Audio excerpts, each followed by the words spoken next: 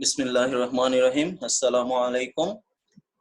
জাতীয় বিশ্ববিদ্যালয় বাংলাদেশ কর্তৃক আয়োজিত অনলাইন শিক্ষা কার্যক্রমে প্রিয় ছাত্রছাত্রীদেরকে স্বাগত জানাচ্ছি। আমি এস.এম. তারিফুল ইসলাম, সহযোগী অধ্যাপক, হিসাব বিজ্ঞান বিভাগ, ঢাকা সিটি কলেজ। আমাদের আলোচনার বিষয় বিবিএ সম্মান তৃতীয় বর্ষ হিসাব বিজ্ঞানের অ্যাডভান্সড অ্যাকাউন্টিং পার্ট 1 কোর্সটি, এবং আলোচনার ধারাবাহিকতায় আজ আমরা নবম লেকচারে আছি, যেখানে আমরা অ্যাকাউন্টিং ফর লিজের গাণিতিক সমাধান নিয়ে আলোচনা করব। তো গত লেকচারে আমাদের ছিল অষ্টম যে লেকচারটি ছিল, যেটি কিনা এই লিজ অধ্যায়ের উপর প্রথম লেকচার ছিল। সেখানে আমরা অ্যাকাউন্টিং ফর লিজ সংক্রান্ত কিছু তত্ত্বীয় আলোচনা, থিওরিটিক্যাল কিছু ডিসকাশন আমরা কমপ্লিট করেছি। along with that, তার পাশাপাশি আমরা যেটা করেছি, লিজির বইতে বিভিন্ন সিচুয়েশনে কি কি জাবেদা হবে সেগুলো আমরা এখানে বোঝানোর বা আলোচনা করার চেষ্টা করেছিলাম। আমাদের আজকের আলোচনার বিষয় অ্যাকাউন্টিং ফর লিজের ক্ষেত্রে লিজারের বইতে, অর্থাৎ মূল সম্পত্তির মালিক যিনি সম্পত্তি ব্যবহারের অধিকার অন্যকে দিচ্ছেন কিছু অর্থের বিনিময়ে, তার বইতে কি কি জাবেদা হবে সেই বিষয়ে আমরা এখানে আলোচনা করব। এর পাশাপাশি কিছু গাণিতিক সমস্যার সমাধানের আমরা চেষ্টা করব। তো এই আলোচনার শুরুতে জাতীয় বিশ্ববিদ্যালয়কে ধন্যবাদ জানাই এমন একটি সুন্দর উদ্যোগ গ্রহণ করার জন্য, এবং কৃতজ্ঞতা জানাই আমাকে এরকম কার্যক্রমে সম্পৃক্ত হওয়ার সুযোগ দেওয়ার জন্য। এবং এই পরিস্থিতিতে এমন একটি উদ্যোগ আমাদের ছাত্রছাত্রীদের জন্য অবশ্যই একটি সুফল বয়ে আনবে, এবং সেটা সম্পূর্ণ নির্ভর করবে আমাদের ছাত্রছাত্রীদের প্রচেষ্টার উপরে। আশা করি আমরা আমাদের ছাত্রছাত্রীদের কাছ থেকেও তেমন প্রচেষ্টা পাবো, এবং সে প্রচেষ্টা অব্যাহত থাকবে বলে আমরা আশা করি ইনশাআল্লাহ। তো আমাদের আলোচনায় আমরা ফিরে যাই আমাদের আলোচনায়। যেমনটি বলছিলাম একটু আগে, যে আমরা প্রথমে আলোচনা করব লিজার অর্থাৎ প্রপার্টি ওনারের বইতে কি কি জাবেদা দিতে হবে সেইগুলি নিয়ে, এবং তারপর আমরা গাণিতিক সমস্যার সমাধানে যাব। তো এখানে আমরা দেখতে পাচ্ছি লিজারের বইতে, দ্যাট ইজ সম্পত্তির মালিকের বইতে কি কি জাবেদা হবে। এখানে প্রথম যেটি আসছে ডিরেক্ট লিজ, অর্থাৎ তিনি তার ক্রয়কৃত সম্পত্তি যেটা তার কাছে ছিল বেশ কিছু সময় ধরে, এটি যখন লিজ দিচ্ছেন, অথবা সেলস টাইপ লিজ, অর্থাৎ মোটামুটি ভাবে বিক্রয়ের মতো করে দীর্ঘ মেয়াদে যখন তিনি লিজ দিচ্ছেন, তখন তার বইতে যে জাবেদা হবে। যখন কোনো সম্পত্তি লিজ দেওয়া হচ্ছে, যখন তিনি লিজ দিচ্ছেন, তখন কি হবে? Lease payment receivable debit. আমরা যদি একটু স্মরণ করি, লিজের বইতে কিন্তু এই সিচুয়েশনে জাবেদা ছিল অব্লিগেশন ফর লিজ ক্রেডিট, একটা দায় হিসাবে ক্রেডিট হচ্ছিল, সম্পত্তিটা ডেবিট হচ্ছিল। আর এখন সেটি লিজারের বইতে উল্টে যাচ্ছে, তার সম্পত্তি যেহেতু কমে যাচ্ছে, তাই ইকুইপমেন্টকে তিনি এখানে লিজ ইকুইপমেন্টকে বা শুধু ইকুইপমেন্টকে তিনি ক্রেডিট করতে পারেন, আর ডেবিট তিনি করবেন লিজ পেমেন্ট রিসিভেবল, অর্থাৎ যেহেতু তিনি টাকাটা পাবেন, সুতরাং এই কারণে এখানে তিনি লিজ পেমেন্ট রিসিভেবল কে ডেবিট করবেন। দেন নেক্সট আমাদের যেটি আছে সেটি হচ্ছে আনআর্ন ইন্টারেস্ট রেভিনিউ ক্রেডিট, অর্থাৎ তিনি যে ইন্টারেস্টেড বাবদ যে টাকাটা পাবেন, সেই টাকাটাকেও তিনি আনআর্ন হিসাবে এটাকে ক্রেডিট করবেন। তো এখানে আমরা দেখতে পাচ্ছি কিভাবে লিজ পেমেন্ট রিসিভেবলটা আমাদেরকে ক্যালকুলেট করতে হবে সেই বিষয়ে কিছু নির্দেশনা দেওয়া হয়েছে। মিনিমাম লিজ পেমেন্টস, অর্থাৎ বিভিন্ন সময় বার্ষিক ভিত্তিতে তিনি লিজ বাবদ যে টাকা পাবেন, সেখান থেকে executor cost to be paid by the lessor, এখান থেকে যদি তাকে এক্সিকিউটরি কস্ট পরিশোধ করতে হয়, তিনি যে টাকা পাচ্ছেন, ফর এক্সাম্পল তিনি হয়তো 1 লক্ষ টাকা পাবেন, আবার এই সম্পত্তির এক্সিকিউটরি কস্ট তাকে পরিশোধ করতে হবে ফর এক্সাম্পল 10,000 টাকা, তাহলে 1 লক্ষ টাকা থেকে 10,000 টাকা তিনি মাইনাস করে ফেললেন। আবার আনগ্যারান্টিড রেসিডুয়াল ভ্যালু, আবার এমন চুক্তি যদি থাকে যে মেয়াদ শেষে এই সম্পত্তিটা লিজে ক্রয় করে নেবেন, তখন একটা আনুমানিক একটা রেসিডুয়াল ভ্যালু বা ভগ্নাবশেষ মূল্য কিন্তু এই মূল্যের সাথে যোগ হচ্ছে, অর্থাৎ সেটি ধরা যাক 20,000 টাকা বা 15,000 টাকা যদি হয়, তাহলে 1 লক্ষ টাকা তিনি পাবেন, সেখান থেকে আমরা বলছি এক্সিকিউটরি কস্ট 10,000 টাকা বাদ যাচ্ছে, অবশিষ্ট থাকছে 90,000, তার সাথে আবার যোগ হয়ে যাচ্ছে 15,000 টাকা, যেটা কিনা আমরা বললাম আনগ্যারান্টিড রেসিডুয়াল ভ্যালু। তার মানে তিনি নেট 1,05,000 টাকাকে এখানে লিজ পেমেন্ট রিসিভেবল হিসাবে ডেবিট করবেন। আর আনআর্ন ইন্টারেস্ট রেভিনিউ হিসাবে এখানে ক্রেডিট হবে lease payment receivable minus fair market value, অর্থাৎ ইকুইপমেন্টের ফেয়ার মার্কেট ভ্যালুটাকে আমরা এখানে ক্রেডিট করব। ফর এক্সাম্পল দ্যাট মেবি টাকা 1 লাখ, যে যে টাকাটা আমরা বললাম সম্পত্তির মূল্য 1 লক্ষ টাকা, তাহলে 1,05,000 থেকে সম্পত্তির মূল্য 1 লক্ষ টাকা বাদ যাচ্ছে, অবশিষ্ট 5,000 টাকা আমাদের আনআর্ন ইন্টারেস্ট রেভিনিউ হিসাবে ক্রেডিট হয়ে যাচ্ছে। এরপর যখন তিনি টাকা পাবেন, টাকা প্রাপ্তির জন্য জার্নাল এন্ট্রি কি হবে? ক্যাশ ডেবিট, যে টাকা তিনি পাচ্ছেন তার জন্য, এবং লিজ পেমেন্ট রিসিভেবলটা তার বিপরীতে ক্রেডিট হয়ে যাবে, যেটা সম্পত্তি হিসাবে ছিল, সম্পত্তি হিসাবে থাকার কারণে আমরা একটু আগে ডেবিট করেছিলাম, সেই টাকা যেহেতু পাচ্ছি প্রাপ্য টাকার পরিমাণ কমছে তাই ক্রেডিট হয়ে যাচ্ছে। আর প্রপার্টি ট্যাক্স এক্সপেন্স বা প্রপার্টি ট্যাক্স পেবল, যে টাকাটা তাকে একটু আগে আমরা বলছিলাম যে এক্সিকিউটর এক্সপেন্স বাবদ যেটা পরিশোধ করতে হবে সেটাকে তিনি ক্রেডিট করে ফেলছেন। দেন নেক্সট আসছে ইন্টারেস্ট এক্সপেন্স হিসাবভুক্ত করার জন্য ওই যে আনআর্নড ইন্টারেস্ট রেভিনিউকে তিনি ক্রেডিট করে রেখেছিলেন তার আনুপাতিক অংশ চলতি বছরের উপার্জন হিসাবে গণ্য হবে, ফলে দায় লাইবিলিটি হ্রাস পাবে, ডেবিট হয়ে যাচ্ছে, আর সেটি আয় হিসাবে গণ্য হতে ইন্টারেস্ট রেভিনিউটা আমাদের এখানে ক্রেডিট হয়ে যাচ্ছে। দেন এরপর আমরা আসছি পরিচালন লিজের ক্ষেত্রে। প্রিয় ছাত্রছাত্রী বন্ধুরা, আমরা একটা কথা এর আগে বলেছিলাম যে যখন দেখা যায় যে আমাদের অপারেটিং লিজের ক্ষেত্রে আমরা দেখেছি লিজির বইতে জাবেদার সংখ্যা কম হয়, একটা মাত্র জাবেদা হয়, এবং তখন আমরা আমাদের অষ্টম লেকচারের শেষ ভাগে আমরা বলেছিলাম যে এমত অবস্থায় অপারেটিং লিজের ক্ষেত্রে যখন লিজির বইতে জাবেদা কম হচ্ছে তখন এই বাড়তি জাবেদাগুলো যাবে লিজারের বইতে।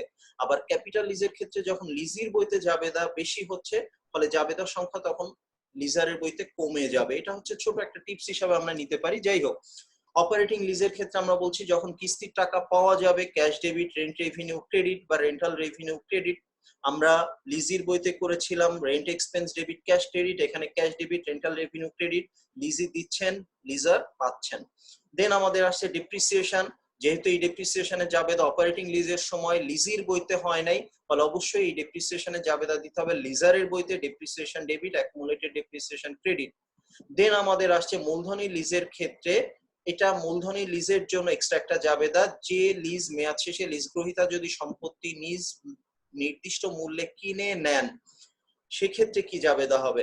অর্থাৎ দেখা গেল যে তাকে একটা অপশন দেওয়া হয়েছে যে তিনি চাইলে এই সম্পত্তিটা কিনে নিতে পারেন, তিনি যদি এই সম্পত্তিটা কিনে নেন তাহলে সেক্ষেত্রে তার বইতে জাবেদাটা কি হবে? ক্যাশ ডেবিট এবং gain on sale of leased equipment credit হয়ে যাবে।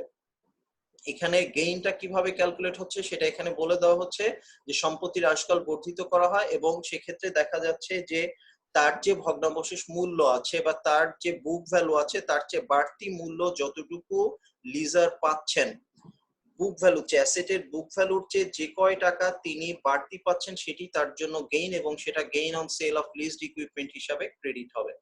দেন নেক্সট আমাদের আসছে sale and lease back system. আমরা এটা বলেছিলাম যে এটা মূলত কি হয়, এটা লিজি প্রথমে লিজারের কাছে বিক্রি করে তারপর আবার ভাড়া নেয়।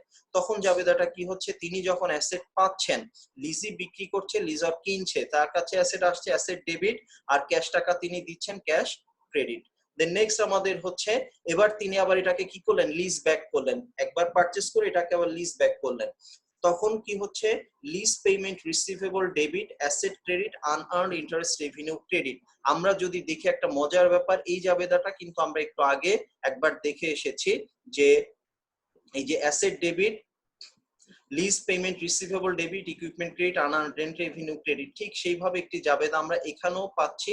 সেটা হচ্ছে আমাদের lease payment receivable debit asset, that is একটু আগে আমরা লিখেছিলাম ইকুইপমেন্ট হতে পারে বা any other kind of asset, that particular asset should be credited. যেহেতু আমরা কিনে নেওয়ার ফলে এটা আমরা ডেবিট করেছিলাম এবং এটাকে আবার লিজ ব্যাক করার কারণে অ্যাসেটটা তার কাছে চলে যাচ্ছে, তাই অ্যাসেট এখানে ক্রেডিট হয়ে যাচ্ছে। আর যে টাকা পাবো তার সাথে অ্যাসেটের যে কস্ট প্রাইস, এই দুইটির পার্থক্য আমাদের জন্য আনআর্নড ইন্টারেস্ট রেভিনিউ হিসাবে ক্রেডিট হয়ে যাবে। এরপর আমরা যখন টাকা পাবো লিজ পেমেন্ট রিসিভেবল, যেটাকে আমরা ডেবিট করেছিলাম as an asset, that should be credited being the asset is being reduced, আর টাকা যেহেতু ক্যাশ পাচ্ছি cash should be debited certainly। বছর শেষে আনআর্নড রেভিনিউ, অর্থাৎ এই যে আনআর্নড রেভিনিউকে আমি ক্রেডিট করেছিলাম তার আনুপাতিক অংশ আমার উপার্জিত হয়ে যাচ্ছে, লায়াবিলিটি হ্রাস পাচ্ছে তাই লায়াবিলিটিকে আমি ডেবিট করেছি, আর রেন্ট রেভিনিউকে আমরা করে ফেলছি ক্রেডিট। তো এই গেল হচ্ছে আমাদের জাবেদা সংক্রান্ত আলোচনা। এরপর আমাদের যেটি থাকবে সেটি হচ্ছে আমাদের কিছু গাণিতিক সমস্যার সমাধানের চেষ্টা আমরা এখানে করব। তো এবার আমরা লিজ সংক্রান্ত কিছু ছোট প্রশ্ন, মোটামুটি ভাবে 4 মার্কসের কিছু প্রশ্ন এবং কিছু কনসেপ্ট ডেভেলপমেন্টের জন্য কিছু গাণিতিক সমস্যার সমাধানে আমরা যাচ্ছি।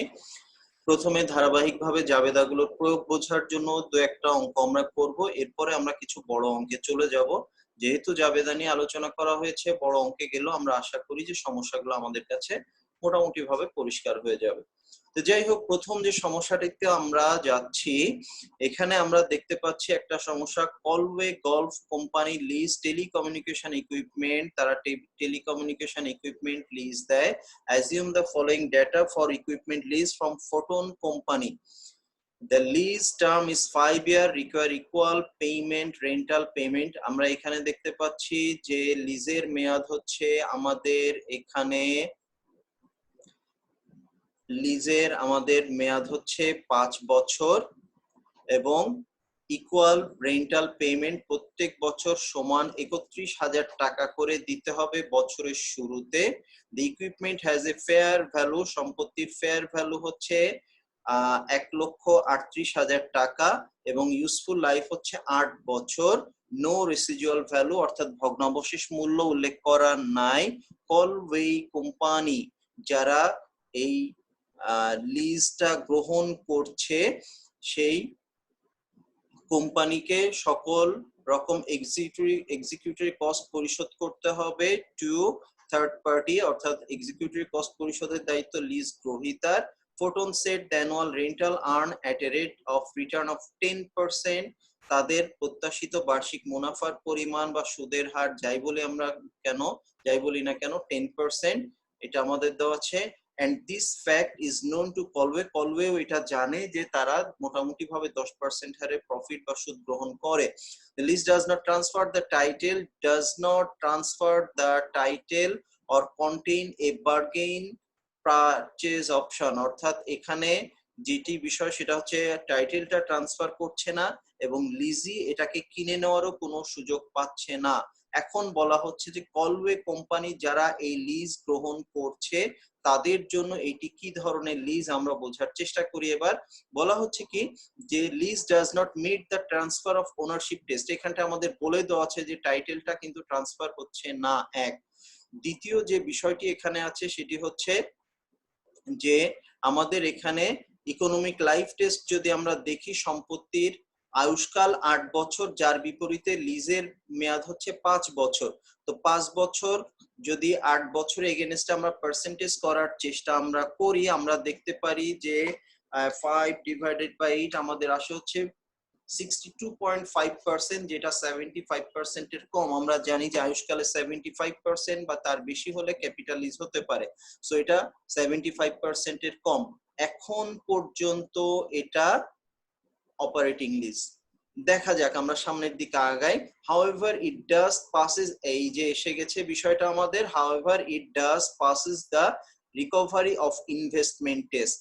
ইনভেস্টমেন্টের পরিমাণটা কিন্তু এখানে যদি আমরা টেস্ট করে দেখি, আমরা দেখছি যে 31,000 টাকা বছরে তারা পাবে 5 বছর ধরে প্রত্যেক বছরের শুরুতে। এবং এটাকে যদি আমরা প্রেজেন্ট ভ্যালু ক্যালকুলেট করি, present value for an annuity যদি আমরা দেখি, অ্যানুইটি চার্টে আমরা খুঁজলে পেয়ে যাব যে এখানে 10% হারে কিস্তির 5 বছরের বর্তমান মূল্যের ফ্যাক্টর, প্রেজেন্ট ভ্যালু ফ্যাক্টর হচ্ছে 4.16986।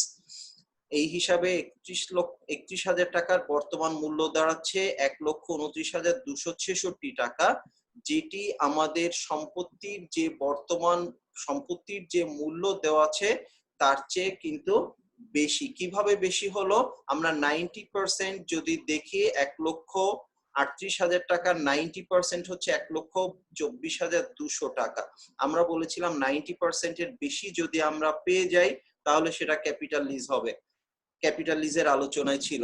তো এই যখনই আমরা দেখছি যে আমার যে ভ্যালু 1,38,000 টাকা, তার 90% ইকুয়ালস টু 1,24,200 টাকা, whereas আমি যে ক্যাশ টাকাটা পাচ্ছি তার বর্তমান মূল্য 1,29,266 টাকা। দেয়ারফর আমরা অ্যাটলিস্ট একটা ক্যারেক্টার পাচ্ছি, যেটা একটা ক্যারেক্টারিস্টিক্স পাচ্ছি, একটা বৈশিষ্ট্য পাচ্ছি, যে অনুযায়ী আমরা বলতে পারি যে এটা একটা capital lease only because of investment test. অর্থাৎ আমাদের মনে রাখতে হবে আমরা 5-7টার মতো বৈশিষ্ট্য আলোচনা করেছিলাম ক্যাপিটাল লিজ হওয়ার জন্য, তার যে কোনো একটা ক্রাইটেরিয়া ম্যাচ করে গেলেই কিন্তু সেটাকে ক্যাপিটাল লিজ হিসাবে গণ্য করা যায়। The next ম্যাথ আমাদের আসছে water world company leased equipment from Costner company. তারা একটা সম্পত্তি লিজ নিয়েছে, লিজের টার্ম হচ্ছে 4 বছর এবং ইকুয়াল রেন্টাল পেমেন্ট অফ 43,019 টাকা প্রত্যেক বছরের শুরুতে আমাদেরকে দিতে হবে বিগিনিং অফ ইচ ইয়ার। ইকুইপমেন্টের fair value at the inception of the lease, লিজের শুরুতে আমাদের ফেয়ার ভ্যালু ছিল হচ্ছে 1,50,000 টাকা। ইউজফুল লাইফও হচ্ছে 4 বছর। দেখেন 4 বছর ইউজফুল লাইফ এবং 4 বছর লিজের মেয়াদ এবং কোনো সেলভেজ ভ্যালু নাই। দেয়ারফর এখানে আমরা বুঝে ফেলতে পারছি যে it's a kind of capital lease. It's a kind of capital lease. কেন? ইউজফুল লাইফ আর লিজের মেয়াদ সমান, যেখানে 75% হলেই আমরা ক্যাপিটাল লিজ বলতে পারি, কিন্তু সেখানে আমরা দেখতে পাচ্ছি যে দুইটা সমান হয়ে গেছে। সার্টেনলি এটা ক্যাপিটাল লিজ। আমরা বলেছি একটা বৈশিষ্ট্য ম্যাচ করলেও সেটা ক্যাপিটাল লিজ হয়ে যাবে। ওয়াটার ওয়ার্ল্ড অর্থাৎ যারা কিনা লিজ নিচ্ছে তারাই সমস্ত এক্সিকিউটিভ কস্ট পে করবে। আরো একটা বৈশিষ্ট্য আমরা পেয়ে গেলাম। আমরা জানি ক্যাপিটাল লিজের ক্ষেত্রে এক্সিকিউটিভ কস্ট পে করার দায়িত্ব লিজির, এবং আমরা এখানে তাই দেখতেও পাচ্ছি যে ওয়াটার ওয়ার্ল্ড তারাই আমাদের সমস্ত এক্সিকিউটিভ কস্ট পে করবে। ঠিক আছে, দেন নেক্সট আমাদের আসছে the appropriate interest rate is 10%, prepare water worlds journal entry. Capital লিজের ক্ষেত্রে এই ইন্টারেস্ট রেট বা ডিসকাউন্ট রেট একটা ফ্যাক্টর হয়ে যায়। আমরা ডিটেইল অঙ্কে যখন যাব তখন এই ভ্যালুর জন্য, প্রেজেন্ট ভ্যালুর জন্য চার্টও আমাদেরকে করতে হবে। তো যাই হোক, আমরা জার্নাল এন্ট্রিতে যাই। যেহেতু আমরা প্রুফ পেয়ে গেছি যে it's a kind of capital lease, therefore এখানে আমাদের লিজড ইকুইপমেন্ট ডেবিট এবং লায়াবিলিটি, লিজ লায়াবিলিটি ক্রেডিট হবে। আমরা জানি যে অপারেটিং লিজে একটাই মাত্র জাবেদা শুধু বার্ষিক টাকা পরিশোধের জন্য, বাট এখানে আমরা যেহেতু দেখছি এটা ক্যাপিটাল লিজ, ফলে ফার্স্টে অ্যাসেট আমরা পাচ্ছি, অ্যাসেট আমাদের ডেবিট হয়ে যাচ্ছে, লায়াবিলিটি আমাদের বাড়ছে, টাকা পরিশোধ করতে হবে, তাই লায়াবিলিটি আমাদের জন্য ক্রেডিট হয়ে যাচ্ছে যে সম্পত্তি পাচ্ছি তার মূল্যের জন্য। দেন আমাদের যে টাকাটা আমরা পাচ্ছি, আমাদের বলা হচ্ছে জার্নাল এন্ট্রি দিতে হবে ইনসেপশন, একদম শুরুতে যে জার্নাল এন্ট্রি আমরা দিব। একটা জার্নাল এন্ট্রি হবে তাহলে সম্পত্তি গ্রহণের জন্য, সার্টেনলি আরেকটা জার্নাল এন্ট্রি হবে আমরা যে বার্ষিক কিস্তির টাকা পাচ্ছি তার জন্য। আমাদের বলে দেওয়া আছে বার্ষিক কিস্তির টাকা 43,019, আমরা জার্নাল করছি ক্যাশ ডেবিট, আর এই যে লায়াবিলিটি ক্যাশ ক্রেডিট, আর লায়াবিলিটি হ্রাস পাচ্ছে, রিডিউস করছে, তাই লায়াবিলিটি হয়ে যাচ্ছে ডেবিট। নেক্সট আরেকটা ছোট অঙ্কে আমরা যাই। এখানে আসছে Rick Cleanser company recorded a capital lease, বলেই দিচ্ছে it's a kind of capital lease. 3 লক্ষ টাকায় তারা নিচ্ছে জানুয়ারি 1, 2012 তারিখে, সুদের হার 12%। Corporation made first lease payment of টাকা 53,920, একদম শুরুতে যেদিনে তারা লিজ নিচ্ছে সেদিনেই কিন্তু তারা কি করছে, প্রথম কিস্তির টাকা পরিশোধ করছে।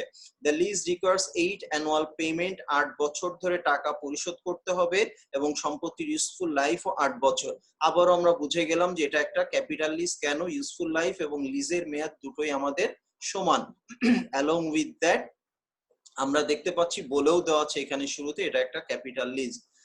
আমাদের এখানে বলা হচ্ছে ক্লেন্সার কোম্পানির বইতে জার্নাল এন্ট্রি দিতে হবে অ্যাডজাস্টিং এন্ট্রি। অ্যাডজাস্টিং এন্ট্রি আমরা দিব হচ্ছে আসলে অবচয় এবং ইন্টারেস্টের জন্য, কারণ আমরা জানি যে পেমেন্টটা কিন্তু প্রথম তারিখেই হয়ে যাচ্ছে, ফলে পেমেন্টের কোনো এন্ট্রি দিতে হবে না এক। আর আমাদের পরিষ্কারভাবে যখন বলে দিচ্ছে শুধুমাত্র আমাদের অ্যাডজাস্টিং এন্ট্রি দিতে, ফলে আমরা শুধুমাত্র অ্যাডজাস্টিং এন্ট্রি গুলাই এখানে দিব। তো এখানে আমরা দেখি যে অঙ্ক আমাদের আসছে, ফার্স্ট অফ অল ইন্টারেস্ট এক্সপেন্সের জন্য আমাদের আসছে জার্নাল এন্ট্রি। ইন্টারেস্ট এক্সপেন্স আমাদের কত হচ্ছে আমরা দেখি, মূল্য হচ্ছে 3 লক্ষ টাকা। সেখান থেকে প্রথম যে টাকাটা দিচ্ছি আমরা এটাকে ডাউন পেমেন্ট হিসাবে ধরতে পারি। এই টাকাটা দেওয়ার পর বাকি টাকার উপর আমাদের সুদ বকেয়া হবে। এখানে ছোট্ট একটা বিষয় ক্লিয়ার করি, যদি এই টাকাটা আমরা বছরের শেষে দিতাম, এই যে টাকাটা আমাদের বলা আছে জানুয়ারি 1, 2012 আমরা দিয়েছি, এই টাকাটা যদি বছরের শেষে আমরা দিতাম তাহলে কিন্তু পুরো 3 লক্ষ টাকার উপরে সুদ ধার্য হতো। কিন্তু যেহেতু বছরের শুরুতে অর্থাৎ চুক্তির তারিখেই পরিশোধ করছি, ফলে এই ডাউন পেমেন্টের টাকা বাদে অবশিষ্ট টাকার উপরে সুদ ধার্য হচ্ছে interest expense debit, interest payable credit. Then আমাদের জার্নাল এন্ট্রি আসছে ডেপ্রিসিয়েশনের জন্য, যেহেতু ক্যাপিটাল লিজ, ফলে যারা লিজ নিচ্ছে তাদের বইতে জাবেদা দিতে হবে। আমরা এন্ট্রি করছি depreciation expense debit and accumulated depreciation credit. এই দুইটা আমাদের অ্যাডজাস্টিং এন্ট্রি। আমাদেরকে ক্লোজিং এন্ট্রি দিতে বলা হয় নাই, ফলে আমরা আর এখানে ক্লোজিং এন্ট্রিতে যাচ্ছি না।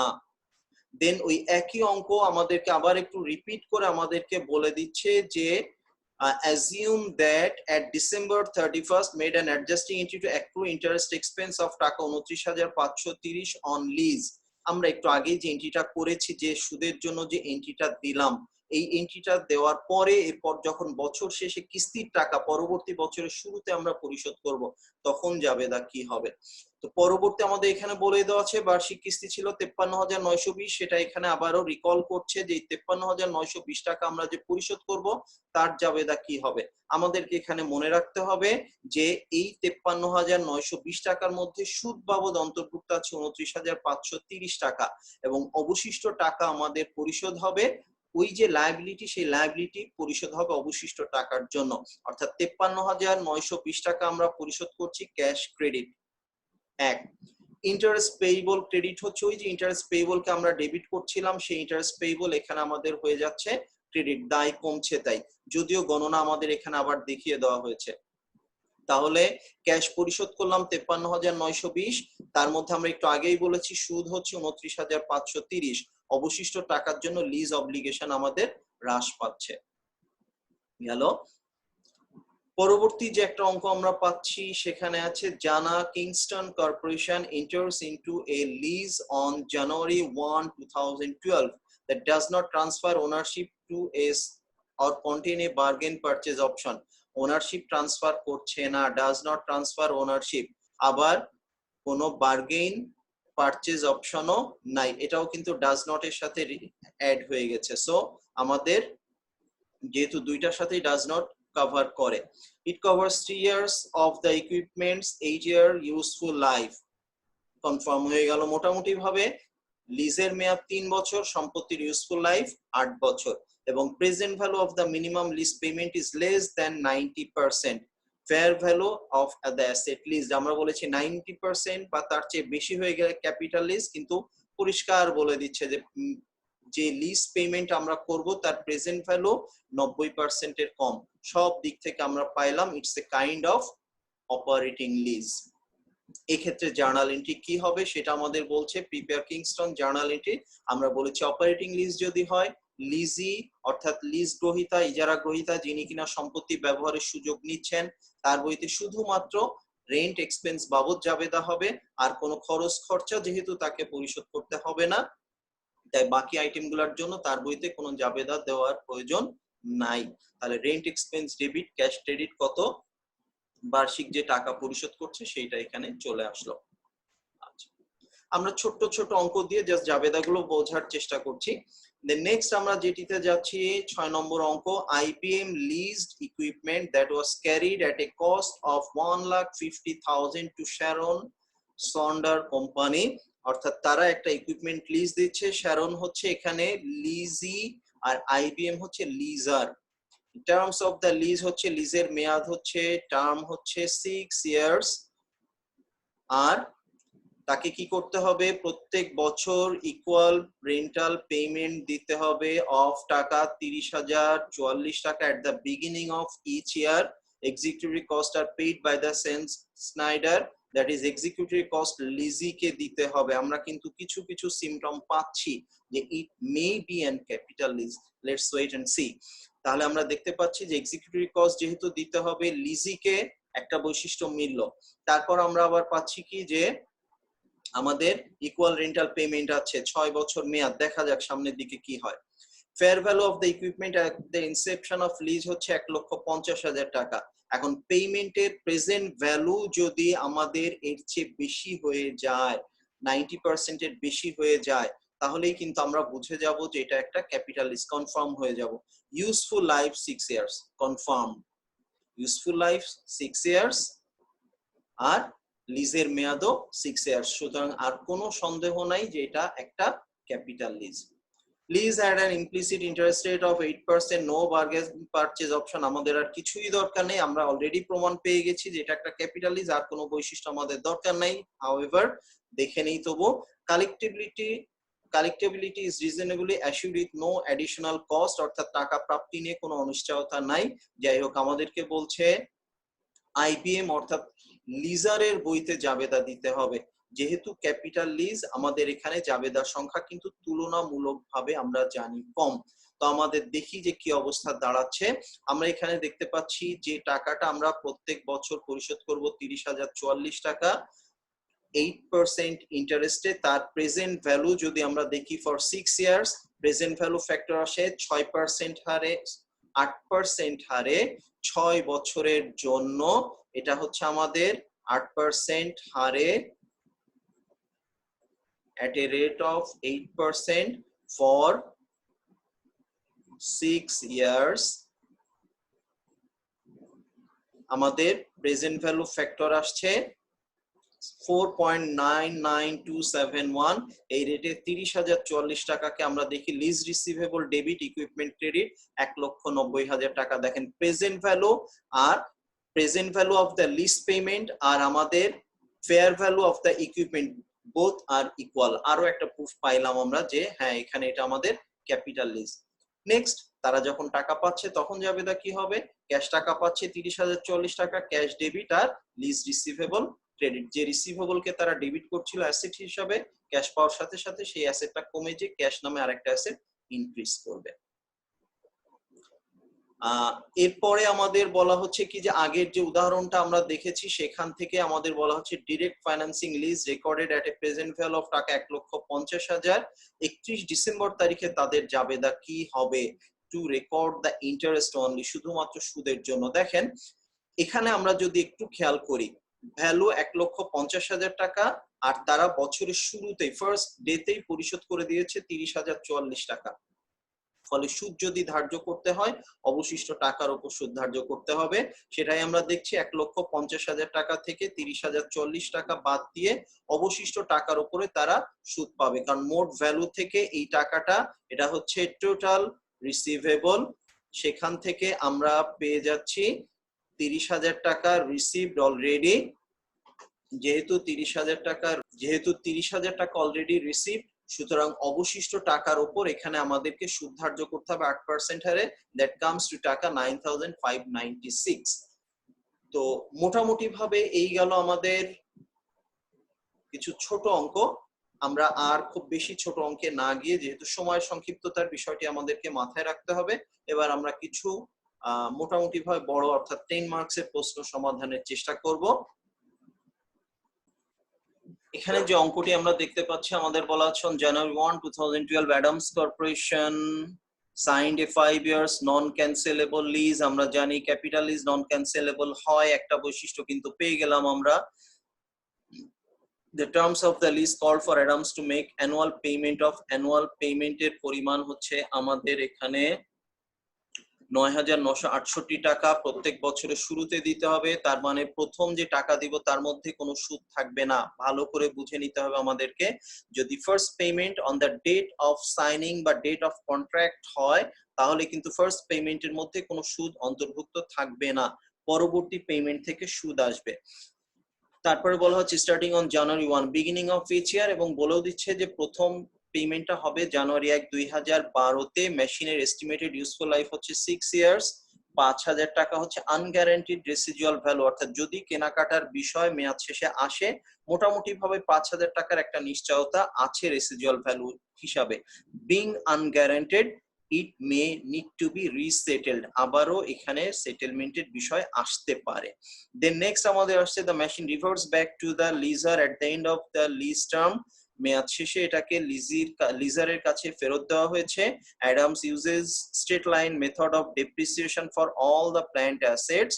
অ্যাডামস ইনক্রিমেন্টাল বরোইং রেট হচ্ছে 10%, এবং ইমপ্লিসিট লিজারের রেটটা আমরা জানি না, জানার প্রয়োজনও নাই। This one is enough. আমাদের প্রথম বলছে what types of lease is this, এটা কি ধরনের লিজ? আমরা যদি একটু এখানে খেয়াল করি, আমাদেরকে বলা হচ্ছে 5 ইয়ার্স হচ্ছে লিজের মেয়াদ, আর সম্পত্তির ইউজফুল লাইফ হচ্ছে 6 ইয়ার্স। তার মানে আমরা যদি 75% টেস্টে যাই, 5 ইয়ার্স হচ্ছে মেয়াদ, 6 ইয়ার্স হচ্ছে ইউজফুল লাইফ, আমরা যদি ক্যালকুলেট করে দেখি তাহলে ইট কামস টু 83.33%। তার মানে হুইচ ইজ মোর দ্যান 75%। লিজের মেয়াদ সম্পত্তির আয়ুষ্কালের 83.33%, যা 75% এর বেশি। Therefore certainly this one is a capital lease. Next আমাদের যেটা চাওয়া আছে, compute the present value of the minimum lease payments.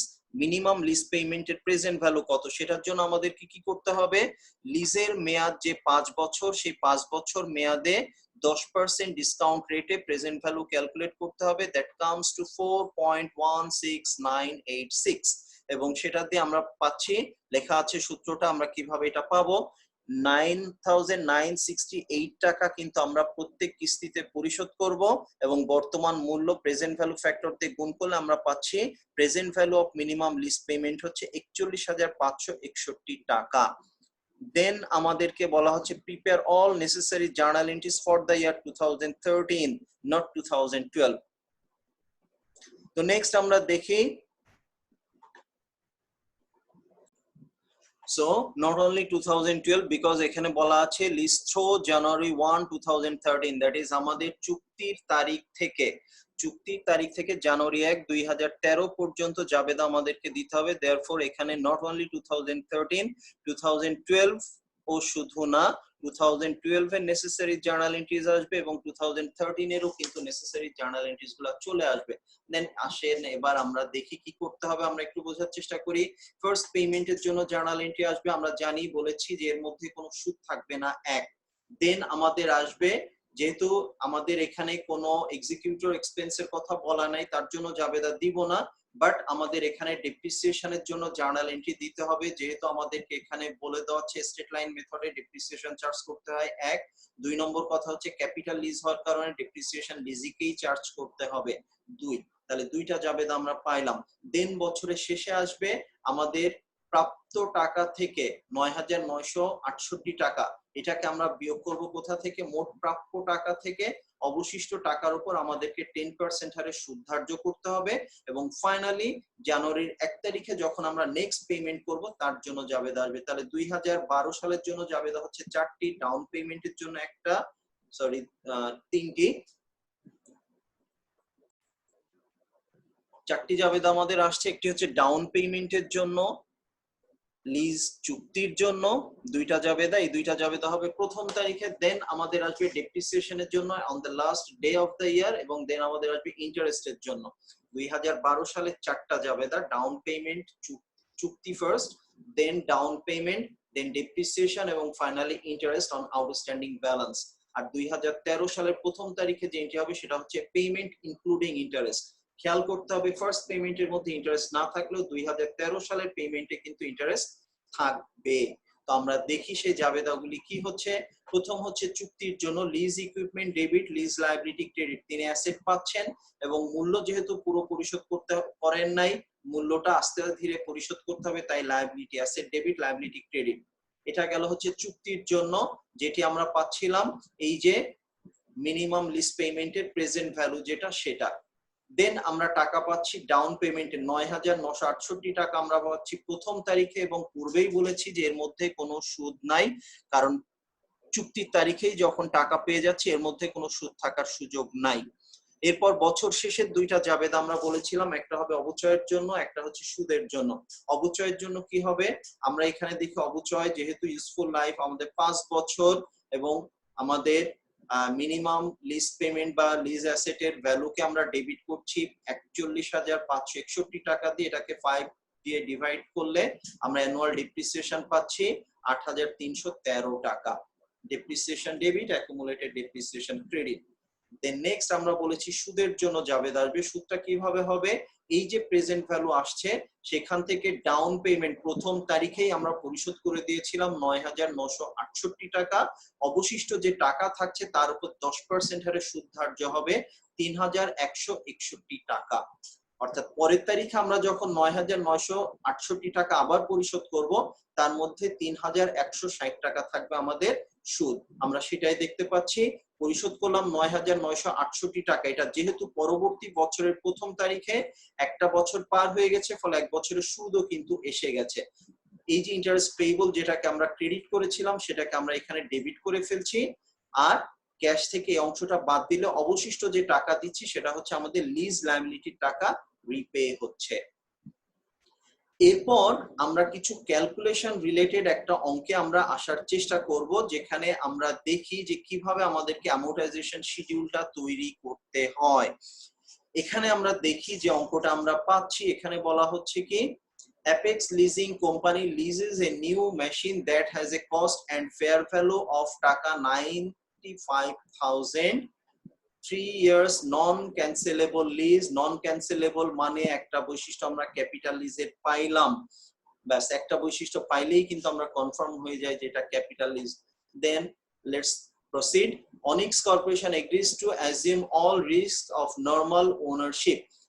তারা কিন্তু কি করছে, নরমাল ওনারশিপের কিছু ঝুঁকিও তারা নিয়ে নিচ্ছে, এন্ড ইন্স্যুরেন্স, ট্যাক্স, মেইনটেনেন্স কস্টের দায়িত্ব তাদের। 3 ইয়ার্স হওয়ার পরও এটা অপারেটিং লিজ হইতে পারছে না, কারণ ক্যাপিটাল লিজের বৈশিষ্ট্যগুলো কিন্তু এখানে এসে গেছে। তো তারপরে আমাদেরকে বলা হচ্ছে যে machine has a 3 years useful life. Finally আমরা একদম প্রথম লেকচারে বলেছিলাম যে 1 থেকে 5 বছর মেয়াদ হওয়ার পরেও সেটা ক্যাপিটাল লিজ হয়ে যেতে পারে যদি ইউজফুল লাইফ 75% এর বেশি হয়ে যায়। আমরা এখানে দেখছি ইউজফুল লাইফ এবং লিজের মেয়াদ দুইটা সমান, সুতরাং আমরা নিশ্চিত হয়ে যাচ্ছি যে এটা একটা ক্যাপিটাল লিজ। তো এখানে সুদের হার হচ্ছে 9%, দ্যাট ইজ আমরা যখন প্রেজেন্ট ভ্যালু ক্যালকুলেট করব, প্রেজেন্ট ভ্যালু ফ্যাক্টর আনতে গেলে আমাদেরকে 9% হারে 3 ইয়ার্স এর প্রেজেন্ট ভ্যালু ক্যালকুলেট করতে হবে।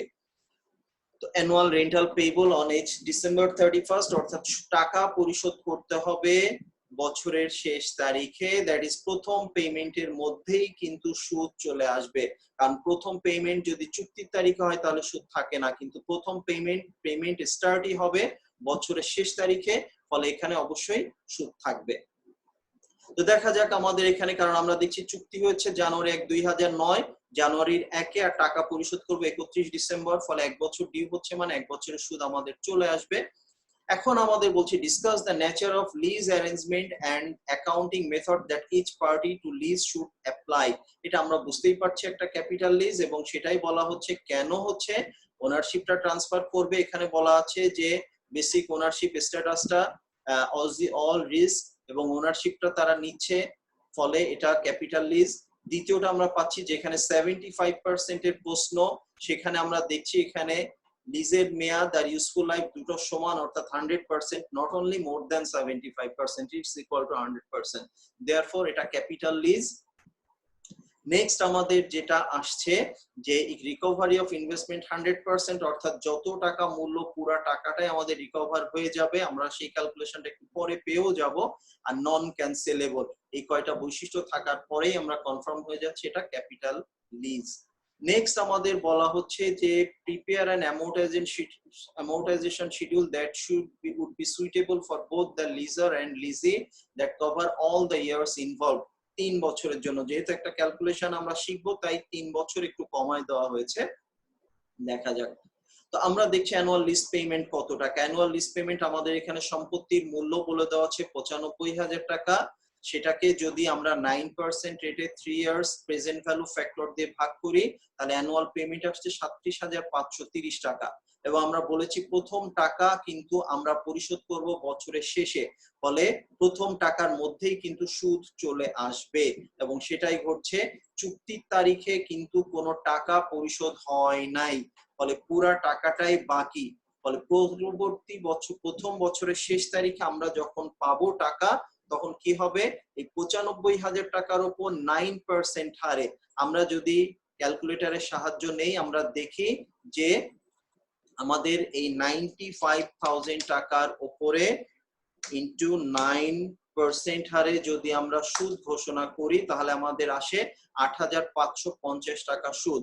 তাহলে আমরা কিস্তি বাবদ যে 37,530 টাকা পাচ্ছি, তার মধ্যে 8,550 টাকা যখন সুদ, বাদ দিলে অবশিষ্ট টাকাটা আমাদেরকে লিজ বাবদ পে করা হচ্ছে, অর্থাৎ ৩৭,৫৩০ টাকা যখন পরিশোধ করব তার মধ্যে সুদ আসবে এই বকেয়া টাকার উপর 9% হারে ৮,৫৩০ টাকা। আর এখান থেকে ৩৭,৫৩০ থেকে সুদ বাবদ টাকা বাদ দিলে অবশিষ্ট টাকা আমার পরিশোধ হবে দায় বাবদ। ফলে ৯৫,০০০ টাকা থেকে দায় বাবদ পরিশোধ যখন আমাদের ২৮,৯৮০ টাকা, তখন আমাদের দায়ের পরিমাণ কমে আমাদের দাঁড়াবে কত? ৬৬,০২০ টাকা। অর্থাৎ ৯৫ আমরা পে করছি ৩৭,৫৩০ টাকা, যার মধ্যে সুদ আসছে আমাদের ৮,৫৫০ টাকা। ফলে অব্লিগেশন বাবদ পরিশোধ হচ্ছে ২৮,৯৮০ টাকা। এইখান থেকে আমাদের অবশিষ্ট ৯৫,০০০ টাকা থেকে আমরা মাইনাস করলে আমরা দেখছি আমাদের আর বকেয়া থাকছে ৬৬,০২০ টাকা। পরবর্তী বছরে যখন আমরা আবারও ৩৭,৫৩০ টাকা পরিশোধ করব, তার মধ্যে এই যে বকেয়া টাকা ছিল ৬৬,০২০ টাকা, তার উপর ৯% হারে সুদ ৫,৯৪২ টাকা বাদ দিয়ে অবশিষ্ট টাকা আমার পরিশোধ হচ্ছে আসল বাবদ। অর্থাৎ এটা হচ্ছে আমার সুদ আসল, ইন্টারেস্ট প্লাস প্রিন্সিপাল, যার মধ্যে ইন্টারেস্ট হচ্ছে 5,942, রিমেইনিং টাকা হচ্ছে আমার প্রিন্সিপাল বাবদ যাচ্ছে। ফলে অবশিষ্ট বকেয়া থাকছে আমার ৩৪,৪৩২ টাকা।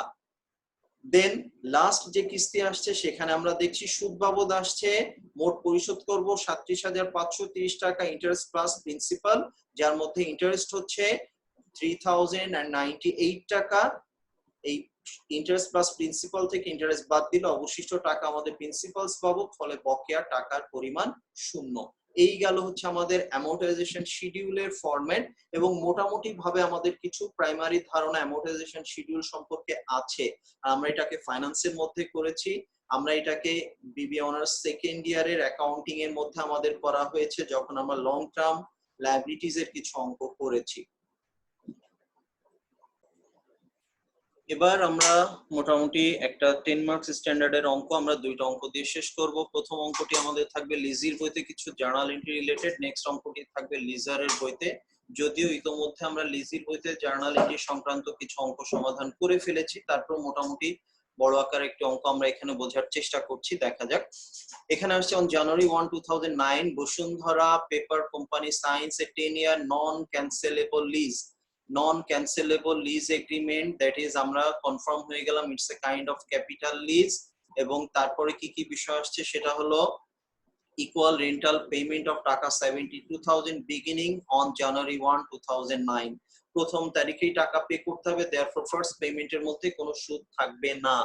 দেন ফেয়ার ভ্যালু হচ্ছে অ্যাসেটের 4,40,000 টাকা, এটা আমাদের দিয়ে দেওয়া আছে।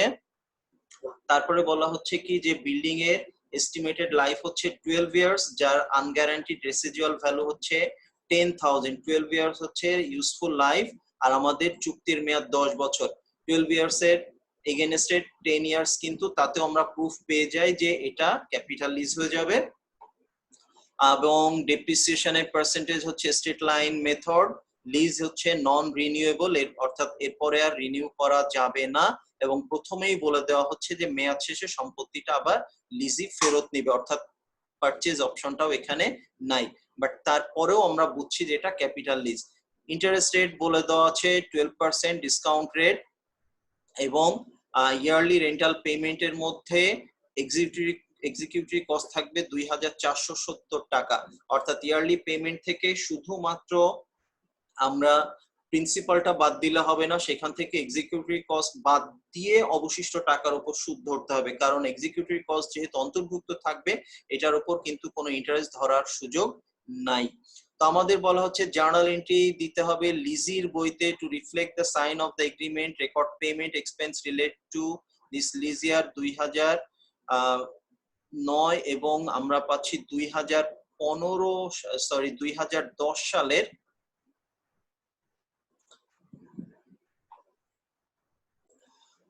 এখানে আমাদেরকে চাওয়া হচ্ছে 2009 এবং 2010 সালের জাবেদা। আমরা দেখি তাতে আমাদেরকে কি করতে হবে। এক্সপেন্স এবং রেকর্ড পেমেন্টের জন্য শুধু ফার্স্ট যেটা আসছে capitalized amount by the lease annual rental payment minus property tax. আমরা আগেই বলেছি যে যে টাকাটা পরিশোধ করা হবে তার মধ্যে কিন্তু কোনো যেহেতু এখানে এক্সিকিউটিভ কস্ট থেকে যাচ্ছে, ফলে অবশিষ্ট টাকার উপর সুদ বা আদার ফ্যাক্ট ধার্য করতে হবে। সেটাই আমরা এখানে দেখছি যে আমাদের অ্যানুয়াল পেমেন্টের পরিমাণ হচ্ছে 72,000 টাকা, যার মধ্যে প্রপার্টি ট্যাক্স আমাদের অঙ্কে বলে দেওয়া ছিল 2,470.51 টাকা। এটা বাদ দিয়ে অবশিষ্ট টাকার উপর আমরা সুদ ধার্য করব, ফলে সেই অবশিষ্ট টাকাকে আমরা প্রেজেন্ট ভ্যালু ফ্যাক্টর দিয়ে মাল্টিপ্লাই করব। তো প্রেজেন্ট ভ্যালু ফ্যাক্টরটা আমরা পাবো কিভাবে?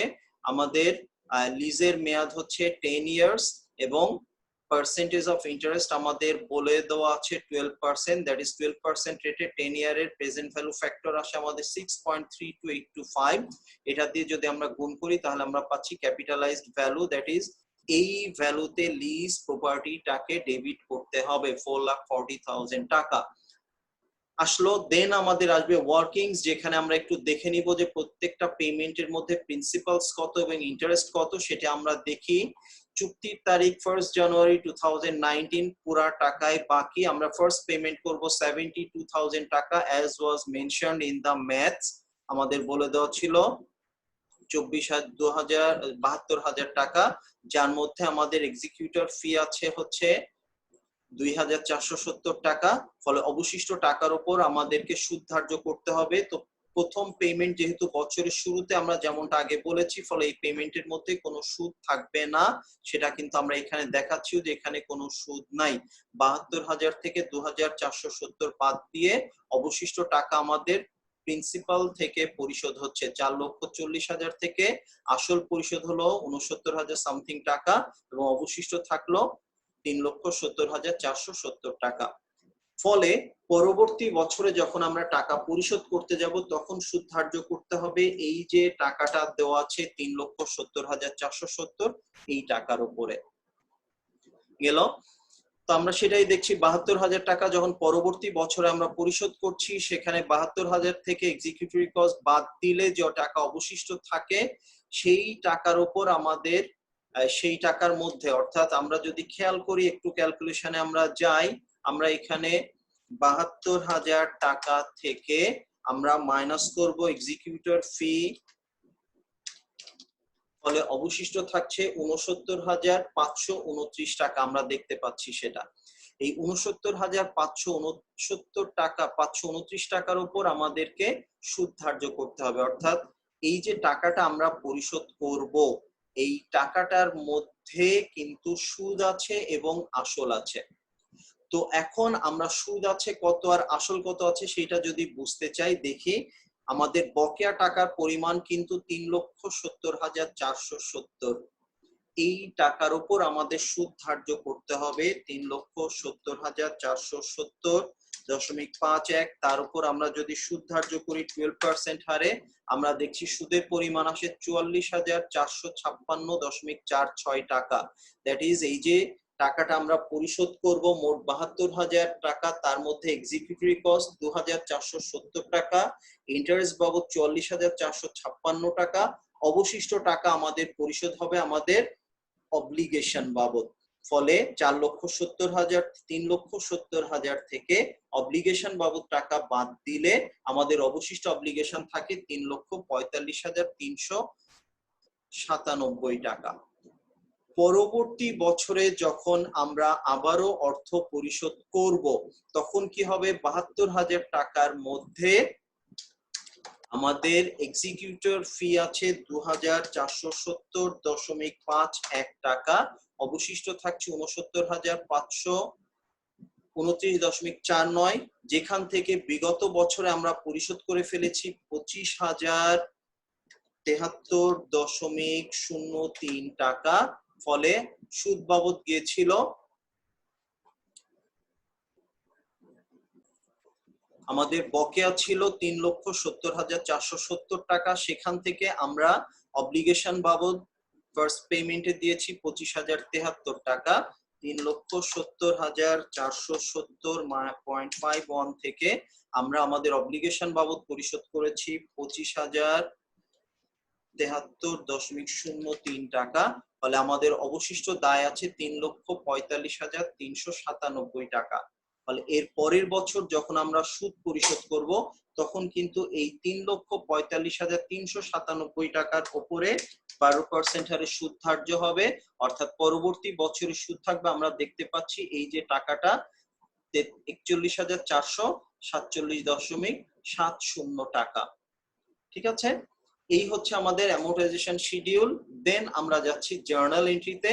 জার্নাল এন্ট্রিতে আমরা দেখি লিজ অ্যাসেট, আমরা লিজ নিচ্ছি, অ্যাসেট ডেবিট, অব্লিগেশন এখানে ক্রেডিট হয়ে গেল। দেন ফার্স্ট পেমেন্টটা যখন আমাদের আসছে এখানে, ফার্স্ট পেমেন্টটা আমরা এখানে দেখতে পাচ্ছি অব্লিগেশন আন্ডার ক্যাপিটাল লিজ। আমরা এখানটায় যদি খেয়াল করি ফার্স্ট পেমেন্টের মধ্যে 72,000 টাকা পেমেন্টের মধ্যে এক্সিকিউটিভ এক্সপেন্স ছিল 2,470 টাকা, অবশিষ্ট টাকা ছিল প্রিন্সিপাল, সেটাই আমরা বলছি এক্সিকিউটিভ এক্সপেন্স 2,470 প্রপার্টি ট্যাক্স নামে দেওয়া আছে তাই ক্রেডিট করছি, আমরা চাইলে এটাকে এক্সিকিউটিভ এক্সপেন্স নামে লিখতে পারি। তাহলে 72,000 টাকার মধ্যে এক্সিকিউটিভ এক্সপেন্স 2,470, মানে অবশিষ্ট টাকা আমাদের এই যে অব্লিগেশন ছিল সেই অব্লিগেশন থেকে আমাদের পরিশোধ হয়ে যাচ্ছে। আচ্ছা, নেক্সট আমাদের আসছে ইন্টারেস্ট এক্সপেন্স বছরের শেষ তারিখে। বছরের শেষ তারিখে আমরা সুদের পরিমাণ পেয়েছিলাম 44,456 টাকা, সেটাই আমরা এখানে দেখতে পাচ্ছি interest expense debit, interest payable credit এক। দেন নেক্সট আমাদের আসছে ওই বছরের ডেপ্রিসিয়েশন, যেহেতু আমাদের অ্যাসেটের নামে ডেবিট হচ্ছে 4,40,000 এবং আমাদের লিজের মেয়াদ হচ্ছে আমাদের বলে দেওয়া আছে, আমরা এখানে দেখি 10 ইয়ার্স লিজ আমাদের বলা আছে, সুতরাং 10 দিয়ে আমরা 44,000 টাকাকে ভাগ করব, প্রত্যেক বছরের ডেপ্রিসিয়েশন আমাদের আসবে 44,000 টাকা। 4,40,000 কে 10,000 দিয়ে 10 দিয়ে ভাগ করলে আমরা প্রত্যেক বছর ডেপ্রিসিয়েশন পাচ্ছি এটা। দেন নেক্সট আমাদের আসবে পরবর্তী যে পেমেন্ট, তার মধ্যে কিন্তু সুদ থাকবে, এক্সিকিউটর এক্সপেন্স থাকবে। ফার্স্ট পেমেন্টের মধ্যে ইন্টারেস্ট ছিল না কারণ সেটা চুক্তির তারিখে দেওয়া হয়েছে, তো সেটা আমরা যদি দেখি এবার ফার্স্ট পেমেন্টের মধ্যে আমাদের 72,000 টাকা পেমেন্টের মধ্যে কি কি আছে, আমাদের এক্সিকিউটর এক্সপেন্স আছে 2,470, এটা প্রত্যেক বছর সেম। আমাদের সুদ আছে এই যে 44,456 টাকা, এই সুদটা আমরা যেটাকে পেয়েবল নামে আমরা ক্রেডিট করেছিলাম, সেই পেয়েবল নামে ক্রেডিট করা টাকাটাকে এখন আমরা পেয়েবল নামে আবার ডেবিট করে দিচ্ছি, আমাদের লায়াবিলিটি শোধ হয়ে যাচ্ছে। তাহলে 72,000 টাকা থেকে এই দুইটা টাকা পরিশোধ হয়ে গেলে আমাদের থাকছে অবশিষ্ট যে টাকা, সেটা আমাদের অব্লিগেশন বাবদ পেমেন্ট হয়েছে। তো এই গেল আমাদের লিজির বইতে জাবেদা সংক্রান্ত নিয়ম। এই অধ্যায়ের আলোচনার শেষ অঙ্কে আমরা যাব। এবার আমরা লিজারের বইতে জাবেদাগুলো এবার বোঝার চেষ্টা করব। এখানে আসছে united leasing company signs a lease agreement on January 1, 2009 to lease electric equipment to Kashem company. Kashem কোম্পানিকে তারা লিজ দিচ্ছে এবং non cancelable lease, that is এটা আমরা পেয়ে যাচ্ছি ক্যাপিটাল লিজ 2 ইয়ার্স হচ্ছে মেয়াদ। এরপরে আমাদের বলা হচ্ছে কি যে has the option to purchase the equipment, তাদের বাই অপশন এখানে আছে 16,000 টাকায় তারা চাইলে এটা কিনে নিতে পারবে কাশেম কোম্পানি 2 বছর শেষে। ইকুইপমেন্টের ফেয়ার ভ্যালু 1,60,000 টাকা আমরা পাচ্ছি এবং ইউজফুল ইকোনমিক লাইফ ও 2 বছর। আমাদের লিজের মেয়াদ 2 বছর, আবার আমাদের অ্যাসেটের ইউজফুল লাইফও কিন্তু 2 বছর, এটাও ক্যাপিটাল লিজের যে ক্রাইটেরিয়া আছে সেটা ম্যাচ করে। সেলভেজ ভ্যালু 16,000 টাকা। তাদেরকে কি করতে হবে, 5,000 টাকা পরিশোধ করতে হবে প্রত্যেক বছরে ফর এক্সিকিউটর এক্সপেন্স। তাদেরকে বছরে পরিশোধ করতে হবে 5,000 টাকা এক্সিকিউটর এক্সপেন্স বাবদ। আর লিজ বাবদ কত টাকা দিতে হবে সেটা আমাদের এখানে যেহেতু বলা নাই, সেটা আমাদেরকে ক্যালকুলেট করে নিতে হবে।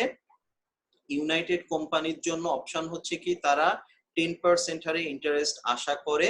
এখন আমরা দেখি কালেক্টিবিলিটির ব্যাপারে কোনো সন্দেহ নাই, এটা জাস্ট ক্যাপিটাল লিজের আর একটা বৈশিষ্ট্য হিসাবে ম্যাচ করে। আমাদেরকে বলছে জার্নাল এন্ট্রি করতে হবে ইউনাইটেড লিজিং এর ক্ষেত্রে তারা যখন পেমেন্ট রিসিভ করে, লিজি যেহেতু তারা লিজার ফলে তারা এখানে পেমেন্টের টাকাটা পাবেন, সেটার জন্য আমরা এখানে জার্নাল এন্ট্রি দিব। আর আমাদেরকে বলা হচ্ছে option to purchase the equipment, তারা সম্পত্তিটা কিনে নিয়েছে, তখন জার্নাল এন্ট্রি কি হবে। তো আমরা দেখি এখানে লিজ পেমেন্টের ক্যালকুলেশনটা কি হবে। Fair value of the lease equipment 1,16,000 টাকা, যেমনটা আমাদের বলে দেওয়া ছিল। ফেয়ার ভ্যালু 1,60,000 টাকা, সে 1 লক্ষ, যেমনটা আমাদের ছিল ফেয়ার ভ্যালু হচ্ছে 1,16,000 টাকা। সে 1,16,000 টাকা থেকে আমাদেরকে কি করতে হবে, present value of the residual value, অর্থাৎ যে 16,000 টাকা আমরা পাবো চুক্তির মেয়াদ শেষে, অর্থাৎ 2 বছর পরে, সেই 2 বছর পরে প্রাপ্য টাকা 10% হারে বর্তমান মূল্য ফ্যাক্টর যদি আমরা দেখি, প্রেজেন্ট ভ্যালু অফ লামসাম, সেই সূত্র অনুযায়ী আমরা পাই 0.82645। এই রেটে আমাদের আসে 13,223 টাকা। ফলে অবশিষ্ট যে মূল্য, সেই মূল্যটা আমাদেরকে লিজ বাবদ পরিশোধ করতে হবে। সম্পত্তির মূল্য 1,16,000, যেটার মধ্যে মেয়াদকাল শেষে 16,000 টাকা আমরা এককালীন পাবো। ফলে এই 16,000 টাকা প্রাপ্য টাকার বর্তমান মূল্য 13,223, বাদ দিলে অবশিষ্ট টাকা হচ্ছে আমাদের পরিশোধ করতে হবে। এবং পরিশোধ করার জন্য আমাদের বার্ষিক পরিশোধিত টাকার পরিমাণ হবে 59,219 টাকা। কিভাবে? আমরা 10% হারে 2 ইয়ার্স অ্যানুইটির যে ফ্যাক্টর আছে সেটাতে এখানে ভাগ করছি। তো এই টাকার সাথে আবার যোগ হবে এক্সিকিউটর এক্সপেন্স। কেন? আমাদের বলে দেওয়া আছে প্রত্যেক বছর এক্সিকিউটর এক্সপেন্স আমাদেরকে দিতে হবে 5,000 টাকা। তাহলে এক্সিকিউটর এক্সপেন্স আমরা বাদ দিব, এখানে যোগ করব। ফলে আমাদেরকে অ্যানুয়ালি পরিশোধ করতে হবে কত? 64,219 টাকা। এরপরে লিজ পেমেন্ট রিসিভেবল যেটা আছে, এক্সিকিউটরি কস্ট, যেটা লিজ পেমেন্ট রিসিভেবল যে টাকাটা আছে সেটার পরিমাণ কত আমরা দেখাচ্ছি। সেটা হলো যে আমরা এখানে দেখি 64,219 টাকা থেকে 5,000 টাকা যদি বাদ দিই, অবশিষ্ট যে টাকা সেটা আমরা 2 কিস্তিতে পাবো, তাই 2 দিয়ে গুণ হচ্ছে, প্লাস পাবো 16,000 টাকা। দ্যাট ইজ টোটাল আমরা পাবো 1,34,438 টাকা। আবারও বলছি, আমরা মোট কত টাকা পাবো? 64,219 টাকার মধ্যে আমরা জানি আমাদের এক্সিকিউটর এক্সপেন্স আছে 5,000 টাকা। ফলে অবশিষ্ট থাকে 59,219 টাকা, সেটা 2 কিস্তিতে আমরা পাবো, 2 বার পাবো এই টাকাটা, প্লাস 16,000 টাকা আমরা পাবো হচ্ছে মেয়াদকাল শেষে রেসিডুয়াল ভ্যালু হিসাবে। দ্যাট ইজ টোটাল আমরা রিসিভ করবো 1,34,438 টাকা। এর মধ্যে আমাদের ইন্টারেস্ট কত?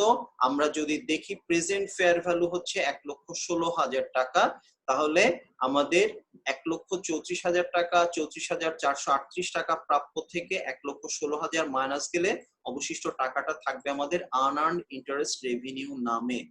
আমরা যাচ্ছি অ্যামortization শিডিউলে। আমরা এটা এর আগে বুঝে এসেছি, 64,219 টাকা 2 বছরে আমাদেরকে পরিশোধ করতে হবে। তার মধ্যে 2 বছরই এক্সিকিউটর এক্সপেন্স আছে। ফলে প্রথম বছরের যেটা আছে 1,16,000 থেকে 64,219, যার মধ্যে এক্সিকিউটর এক্সপেন্স আছে 5,000 টাকা। সো অবশিষ্ট টাকাটা আমরা পরিশোধ করব লিজারকে। দ্যাট ইজ লিজার এখানে পাচ্ছেন, অর্থাৎ তার প্রাপ্য টাকার মধ্যে সুদ কত? 1,16,000 টাকা 10%। আমাদের সহজ সুদের হার এখানে 10%, ইটস ইজি টু ক্যালকুলেট। 1,16,000 টাকা 10% আমরা সুদ ক্যালকুলেট করছি 11,600 টাকা। অবশিষ্ট টাকা পরিশোধ হচ্ছে আসল বাবদ। ফলে বাকি থাকছে 68,384 টাকা। কিভাবে আসলো আমাদের? আমরা এই 1,16,000 থেকে আসলটা মাইনাস করলে অবশিষ্ট থাকছে। এইভাবে আমরা 2 বছরের ক্যালকুলেশনটা কমপ্লিট করেছি। এখন আমরা যাই জার্নাল এন্ট্রিতে। আমরা দেখি লিজ পেমেন্ট রিসিভেবল 1,34,438, যেটা আমরা ক্যালকুলেট করেছিলাম এখানে ডেবিট আর অ্যাসেট ক্রেডিট। তার সাথে আমাদের আসছে অ্যাসেট ক্রেডিট হচ্ছে 1,16,000, যেটা আমাদের বলে দেওয়া ছিল। বলে অবশিষ্ট যে টাকা থাকছে সেটা হচ্ছে আমাদের আনআর্ন ইন্টারেস্ট রেভিনিউ 18,438 টাকা, যেটা এখানে আমরা পেয়েছি, বসাইলাম। এরপর আমরা unearn interest revenue debit, interest রেভিনিউকে ক্রেডিট করছি 11,600 টাকা। কেন? প্রথম প্রাপ্তির মধ্যে এই পরিমাণ টাকা আমাদের ইন্টারেস্ট হিসাবে ছিল। তাহলে ফার্স্ট রিসিপ্ট যখন আমাদের হচ্ছে এই যে 64,219 টাকা, তার মধ্যে কি কি থাকবে? 5,000 টাকা থাকবে এক্সিকিউটর এক্সপেন্স, আমাদের ইন্টারেস্ট বাবদ থাকবে 11,600 টাকা, অবশিষ্ট টাকা থাকবে আমাদের আসল বাবদ। আমরা সেটা এখানে দেখাই দিচ্ছি। লিজ পেমেন্ট রিসিভেবল আমাদের আসছে 59,219 টাকা, আর এক্সিকিউটর এক্সপেন্স আসছে 5,000 টাকা। ফার্স্ট রিসিপ্টের মধ্যে দেন আমাদের আসছে পরবর্তী বছরে যদি আমরা দেখি 2010 সালে ফার্দার কোনো পেমেন্ট নাই, শুধুমাত্র ওই যে আনুপাতিক হারে সুদ আমাদের আদায় হচ্ছে, আয় হয়ে যাচ্ছে, সেই আনআর্ন ইন্টারেস্ট 6,838 টাকাকে আমরা এখানে ডেবিট করে ইন্টারেস্ট রেভিনিউকে ক্রেডিট করছি, দ্যাট ইজ লায়াবিলিটি ডিক্রিজ করছে, রেভিনিউ ইনক্রিজ করছে। তাহলে আমাদের পেমেন্টের মধ্যে কি থাকলো? 64,219 টাকা, যার মধ্যে 5,000 টাকা হচ্ছে আমাদের এক্সিকিউটর এক্সপেন্স, বাকি টাকা আমাদের আসল। আচ্ছা, এখন আমরা এর আগেই বলেছিলাম ক্যাপিটাল লিজের ক্ষেত্রে লিজরের বইতে জাবেদার সংখ্যা খুবই কম, এবং আমরা এখানেও দেখতে পাচ্ছি বছরে মাত্র 2টা করে জাবেদা এখানে আসছে। একটা হচ্ছে তাদের আনআর্ন রেভিনিউটাকে রেভিনিউতে কনভার্ট করার জন্য এক, এবং দ্বিতীয়টি হচ্ছে যে টাকা তারা পাচ্ছেন তার মধ্যে এক্সিকিউটর এক্সপেন্স কত আর লিজ বাবদ কত টাকা পাচ্ছেন। বাট ফাইনালি যে 16,000 টাকা আমরা রিসিভ করব মেয়াদ শেষে বিক্রয় বাবদ, তার মধ্যে কিন্তু আমাদের একদম ফেয়ার ভাবে বলে দেওয়া আছে যে 16,000 টাকা আমরা রিসিভ করব। ফলে এই টাকার মধ্যে আর কিছুই নাই, ফলে ফেয়ার ভাবে ঠিক ওই টাকার জন্যই আমরা এন্ট্রি দিচ্ছি। যেহেতু আমাদের এখানে বলে দেওয়া আছে একটা কথা, Kashim company exercise the option to purchase, তারা পারচেজের সুযোগটা নিয়ে নিচ্ছে, দ্যাট ইজ আমরাও এটাকে সেল করে দিচ্ছি। তারা পারচেজ করছে মানে আমরা সেল করছি, 16,000 টাকা আমরা পাচ্ছি, ক্যাশ ডেবিট হয়ে যাচ্ছে, এবং লিজ পেমেন্ট রিসিভেবল 16,000 টাকা এখানে ক্রেডিট হয়ে যাচ্ছে। তো প্রিয় ছাত্রছাত্রী, এই গেল হচ্ছে আমাদের লিজ অ্যাকাউন্টিং ফর লিজ অধ্যায়ের আলোচনা। লেকচার নম্বর 9 এখানে শেষ হলো, চ্যাপ্টার নম্বর 4 এখানে শেষ হলো। সবাইকে আমাদের পরবর্তী লেকচারে আমন্ত্রণ জানিয়ে এখানেই শেষ করছি আজকের আলোচনা। সবাইকে ধন্যবাদ। আল্লাহ হাফেজ।